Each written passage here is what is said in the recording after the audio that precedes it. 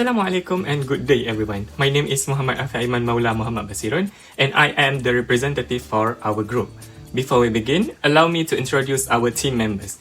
We have Muhammad Nizar bin Jaafar, Nur Aima Munirah binti alias C. Hartini binti C. Awam, Nur Bairaha binti Muhammad Qasim, and Nur Izzah binti Muhammad Zaini.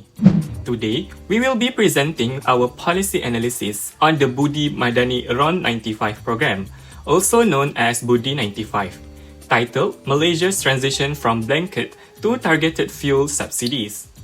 Our presentation will cover 7 main sections, beginning with an introduction to the policy, followed by the policy problem, policy objectives, strategy and implementation, policy evaluation, recommendations, and finally, our conclusion. I will now begin with the introduction. For more than 4 decades, Malaysia maintained one of the most generous fuel subsidy systems in Southeast Asia. The government kept RON95 petrol prices well below international market rates, spending as much as 20 billion per year on subsidies alone. However, the benefits were not reaching those who needed them the most. Instead, non-citizens, corporations, and high-income groups were exploiting the system. This made the subsidy system unsustainable, unfair, and inefficient. To address this, the Madani government launched BUDI95 on 30 September 2025. Under this new system, eligible Malaysian citizens pay a subsidized price of RM1.99 per litre, while non-citizens pay the full market price. I will now pass to Nizar to discuss the policy problem. Thank you, my friends. My name is Muhammad Nizar bin Jaafar alias Amin. I will be presenting on a critical policy issue that has been a significant impact on Malaysia public finance. The failure of the blanket RON95 petrol subsidy system. The RON95 subsidy was introduced with good intention to make fuel affordable for all Malaysians. However, over time, it became clear that the system was fundamentally flawed in the 3 major ways. First, it was physically unstable. The government simply could not keep up with the rising cost of maintaining this subsidy. Second, the distribution was regressive, meaning the benefits were going to the wrong people, specifically those who needed it the least. And third, there was significant subsidy leakage, where subsidized fuel was being misused and even smuggled out of the country. Let me walk you through each of these problems in details. Let me go to the first problem for this policy, physical instability. The first and perhaps most alarming problem is the physical instability of the RON95 subsidy. The price of RON95 petrol was frozen at ringgit Malaysia 2.05 cent per litre for more than 4 years. While this may sound like good news for consumers, it placed an enormous burden on the government's budget. In 2023 alone, the government spent ringgit Malaysia 20 billion just to subsidize RON95. That is a staggering amount of public money directed at a single fuel subsidy. It makes this even more alarming is that at the peak global oil price, this cost could have surged to as high as ringgit Malaysia 48 billion per year, more than double. The core problem here is structural. The subsidy system had no built-in mechanism to adjust when global oil rise. The government was essentially absorbing all price shocks, leaving taxpayer and public finance exposed with no protection. This was clearly unstable and reform was urgently needed. Next, we go to the next slide, regressive distribution. The second major failure of the blanket subsidy system was regressive, which means that instead of helping the poor, it actually benefited the wealthy more. Here is why. Under the blanket system, everyone received the subsidy regardless of their income level. And since wealthier Malaysia tend to own larger vehicles and drive more than naturally consume more fuel and therefore receive more subsidy value, the number tell a troubling story. 40% of the total subsidy, equivalent to ringgit Malaysia 8 billion, went to the top 15% of the income earners, T15 and non-citizens. Malaysians without vehicle receive absolutely nothing despite contributing to public funds through their tax taxes. This was not an equitable system. It was a system that rewarded those who was already privileged. Only 60% of Ringgit Malaysia 12 billion actually reached the B40 and M40 groups, the lower and medium income Malaysia who genuinely needed the support.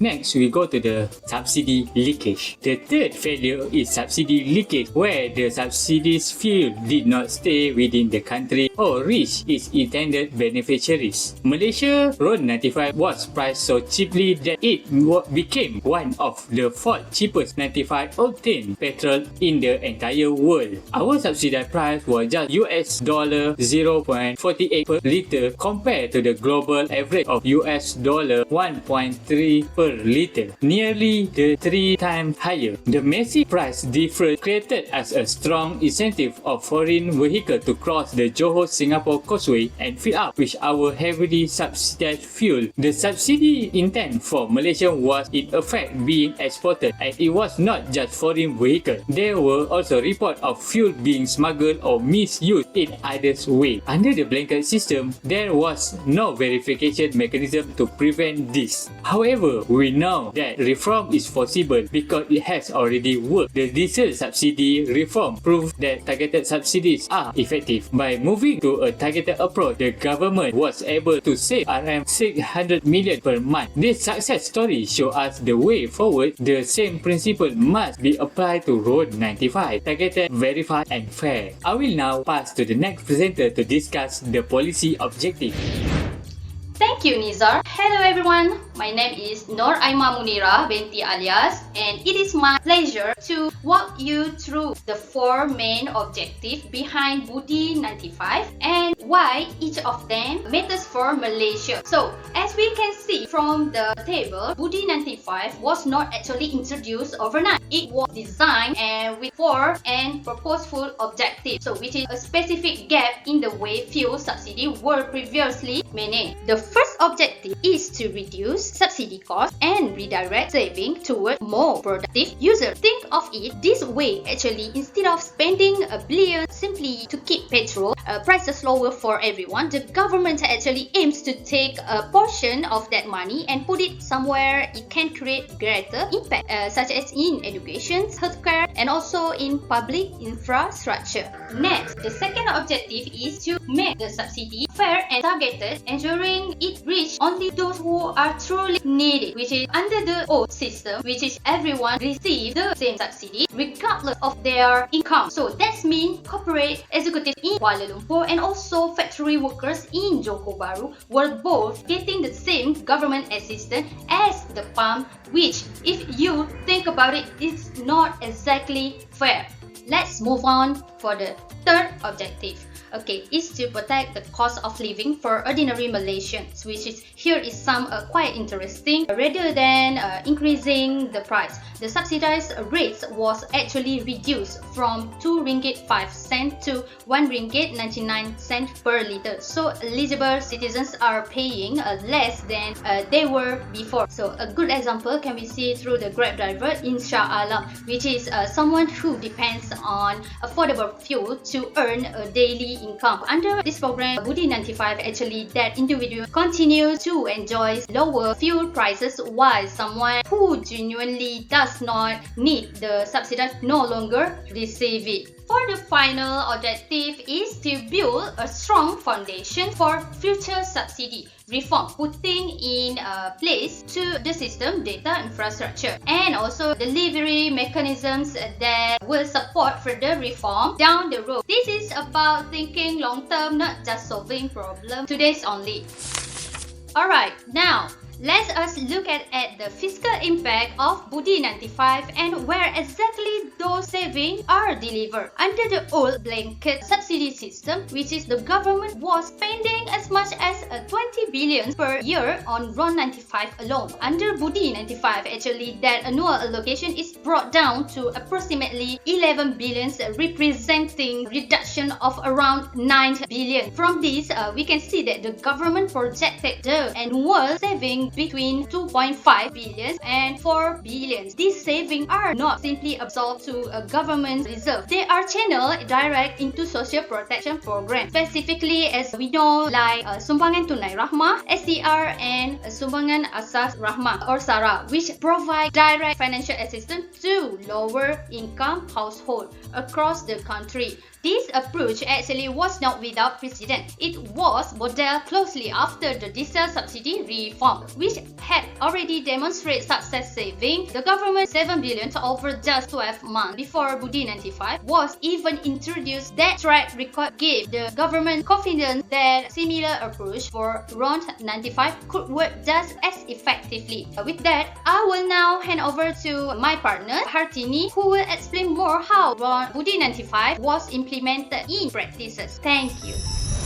Two-tier pricing model. Thank you, Aima. My name is Cik Hartini and I will be presenting the strategy and implementation of BUDI 95. BUDI operates on two-tier pricing system. Eligible Malaysian citizen pay the subsidized price at RM RM1.99 per litre, verified at the pump using a MyKad reader. Non-citizen corporate fleets and those who has exceed their monthly quota pay the full unsubsidized price of RM RM2.60 per litre. The unsubsidized price follow the automatic pricing mechanism or APM, which adjusts weekly based on global market rates. The subsidized price, however, remains fixed at RM RM1.99 per eligible citizens. This system proved its value in March 2026 when global oil price surged past USD 100 per barrel, while prices were adjusted upward for non-citizen and premium furs. The governments maintained the RM RM1.99 price for all eligible Malaysians.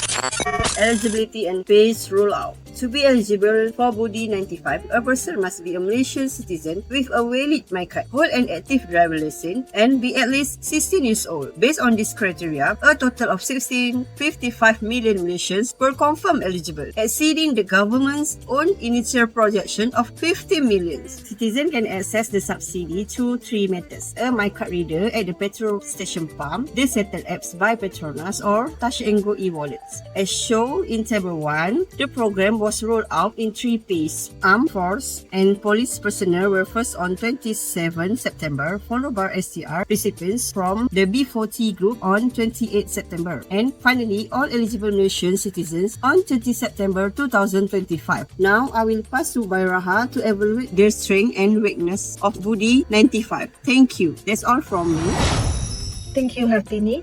My name is Bairaha and I will be evaluating the strengths of BUDI 95. As shown in Figure 4, BUDI 95 achieved rapid and wide coverage. Within just 31 days of full operation, 79% of eligible Malaysians, equivalent to 13.1 million people, had already used the program. By November 2025, this rose to 84% or 30.9 million people. The exclusion of non-citizens directly addressed the most obvious form of subsidy leakage. By February 2026, the government confirmed savings of 2.5 billion ringgit since the program launch. The monthly quota was also well designed. Based on government data, 99% of users consume less than 300 liters per month, meaning the quota never became a burden for ordinary users. Perhaps most importantly, when oil price surged in March 2026, BUDI 95 allowed the government to maintain the RM1.99 price for citizens while adjusting price for non-citizens, demonstrating the true value of a targeted system.